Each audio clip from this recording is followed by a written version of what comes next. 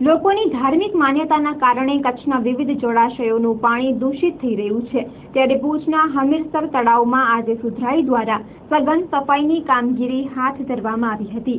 હાલમાં જ દશામાના વ્રતની પૂર્ણાહુતિ થયેલ છે, ત્યારે ભુજવાસીઓ દ્વારા મોટી સંખ્યામાં દશામાની મૂર્તિઓ હમીરસર તળાવમાં પધરાવવામાં આવેલ છે. આવી મૂર્તિઓને બહાર કાઢીને સુધરાઈ દ્વારા ટાઉન હોલ ખાતે એક રૂમમાં રાખવામાં આવી છે, જેને ટૂંક સમયમાં માંડવી લઈ જઈ ત્યાંના દરિયામાં તેનું વિસર્જન કરવામાં આવશે.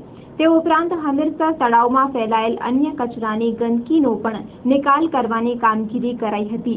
આજે સવારથી જ સુધરાઈના સફાઈ કર્મચારીઓનો સ્ટાફ જેસીબી તથા ટ્રેક્ટર સાથે હમીરસર તળાવ ખાતે પહોંચ્યો હતો અને આ પ્રકારની સફાઈની કામગીરી કરી હતી. સવારના સમયે જ આ કામગીરી શરૂ કરાઈ ત્યારે જ 5 જેટલા ટ્રેક્ટર ભરીને આ પ્રકારની સામગ્રી દૂર કરવામાં આવી હતી. હમીરસર તળાવ એ ભુજનું શહેરનું શણગાર છે.